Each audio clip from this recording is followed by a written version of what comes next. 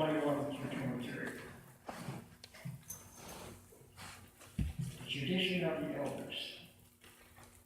Now when the Pharisees and some of the scribes who had come from Jerusalem gathered around him, they noticed that some of his disciples were eating with defiled hands, that is, without washing. For the Pharisees and all the Jews do not eat unless they thoroughly wash their hands, thus observing the tradition of the elders, and they do not eat anything from the market unless they wash it. And there are also many other traditions that they observe, the washing of cups, pots, and bronze kettles. So the Pharisees and the scribes asked them, "Why do your disciples not live according to the tradition of the elders, but eat with defiled hands?" He said to them, "Isaiah prophesied rightly about you, hypocrites, as it is written. This people honors me with their lips, but their hearts are far from me. In vain do they worship me, teaching human precepts as doctrines. You abandon the commandment of God and hold to human tradition."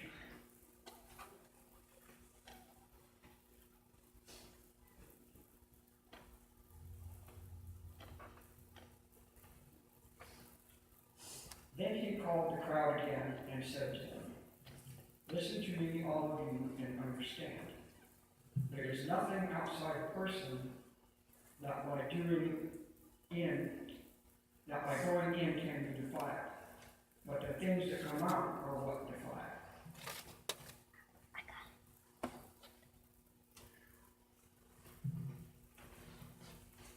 For it is from within, from the human heart, that evil intentions come: fornication, theft, murder, adultery, avarice, wickedness, deceit, licentiousness, envy, slander, pride, folly. All of these evil things come from within, and they defile a person." This is the word of the Lord.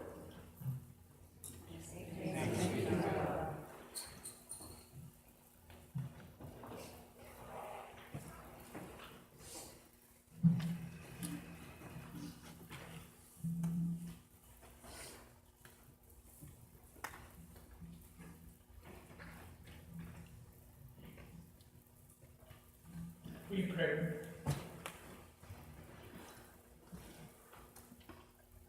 Dear God, the one who is true, we come to you this day seeking to hear your voice. I pray the words of my mouth, the meditations of all of our hearts, will be acceptable to you, our God, our rock, and our Redeemer. Amen. Today's passage is about the essence of tradition. We all have traditions. We have personal traditions. We have communal traditions. Every community has traditions.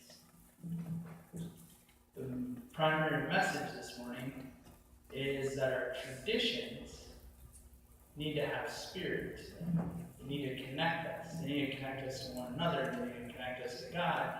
They need to keep us rooted in that, in order to give us life and to always give us hope.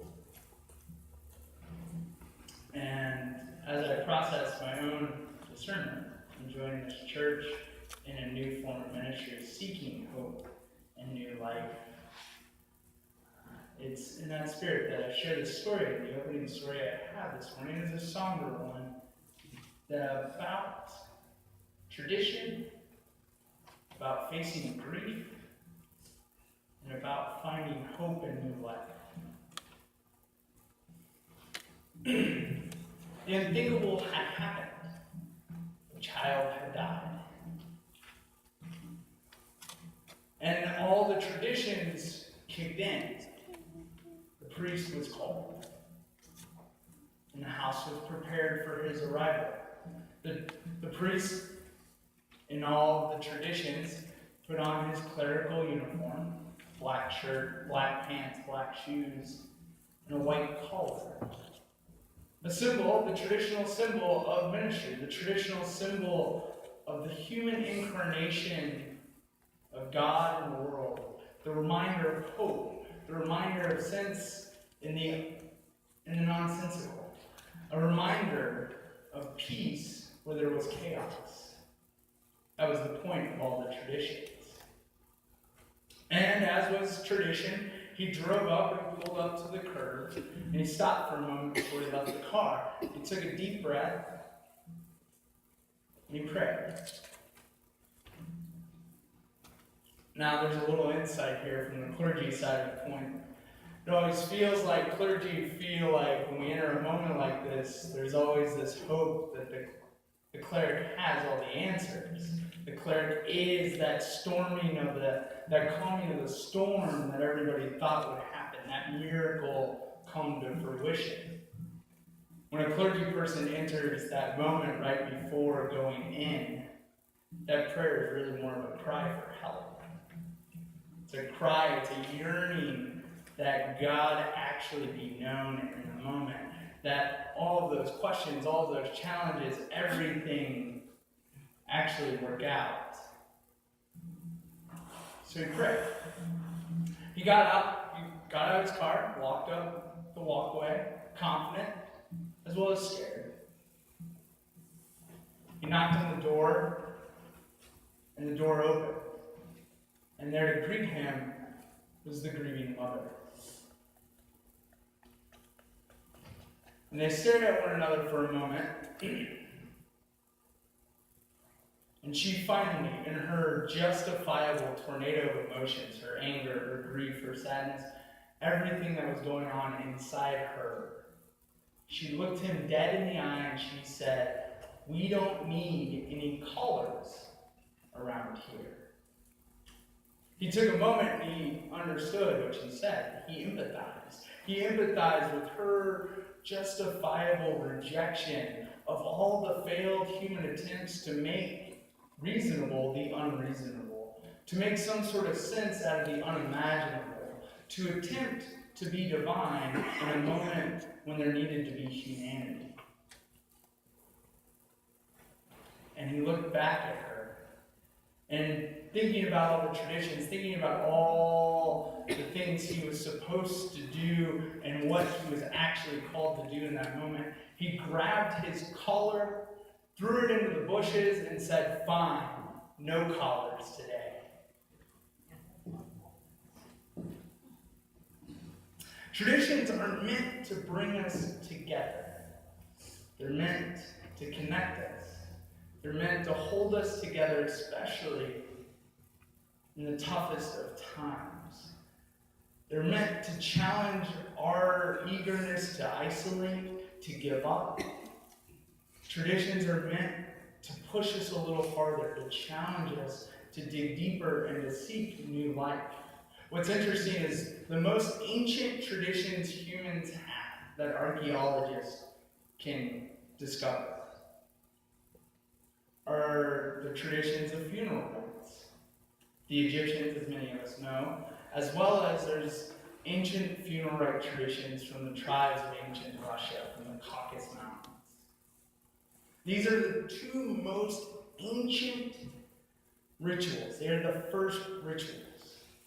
And one scholar pointed out that what that tells us about who we are is that those rituals weren't about anything other than sustaining life in the midst of chaos and confusion.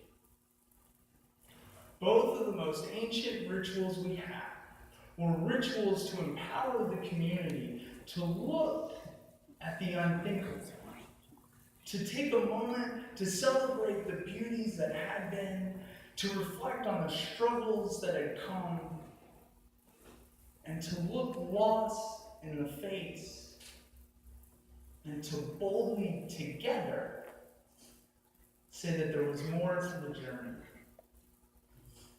There was more to come.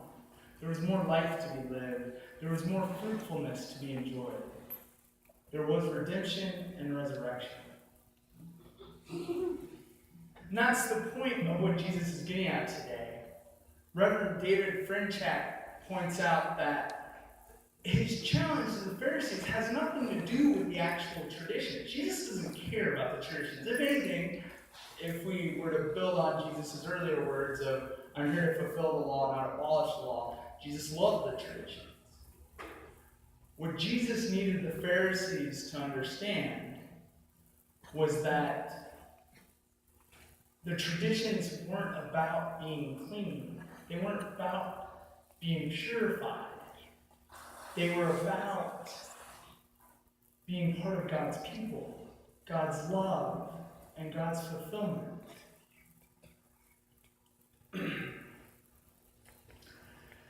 The Pharisees, I think it's important to note, the Pharisees had a true critique here, an important rejection of what was happening, because the traditions were identity markers.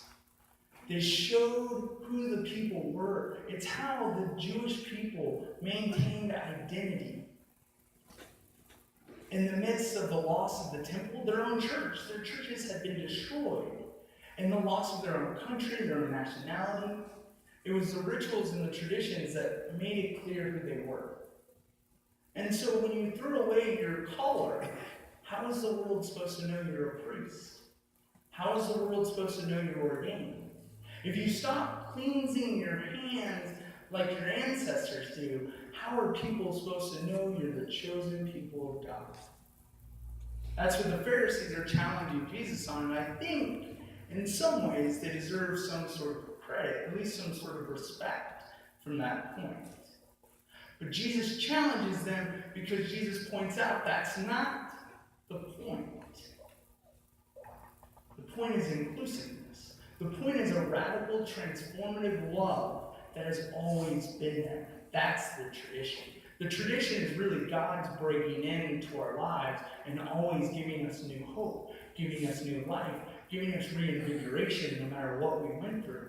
Because it all started, it started a little before this, but it started with Noah and the rainbow, and God breaking into a world of chaos and saying something new will come from this. It continued with Abraham and Sarah, who were Abram and Sarai, who were unable to have children, who were old and at the end. And God said, no, from you shall come abundant life, and you will be transformed by my love. It continued with slaves, people who for 400 years knew no identity, who were second-class citizens, who weren't considered human.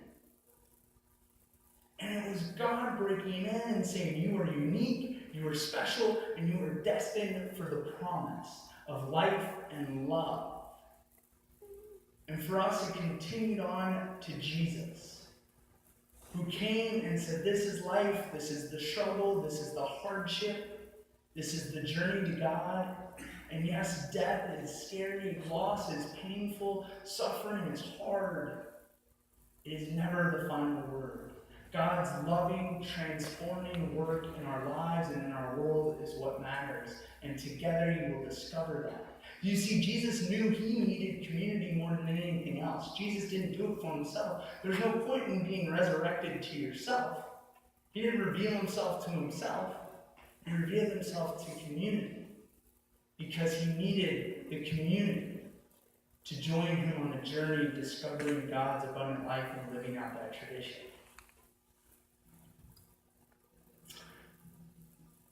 The past year and a half, we have sought to renew our traditions. And it's not very often that a church gets to take a deep breath and look into why we do what we do. And it's hard. It's a really tough thing to do because sometimes it requires us to admit that what was working isn't working anymore. Not because it's broken, but simply because that color separates. It doesn't embrace. It involves admitting that we had dreams that didn't come to fruition. It involves celebrating the miraculous successes. It involves celebrating all the things we have done in a short year and a half, and where they have sprung forth new life where we didn't think life was possible. It involves being together in a weird way, and this is even difficult for me, but joining together in grief and admitting, man, I can't believe that's done. But not saying that with a final word, saying that with the curiosity and the boldness to discover new life, and the boldness to say, I wonder where God's going to lead us next. Where's God going to come in? Where's God's new life going to blossom and bring forth the full, loving promise? Amen.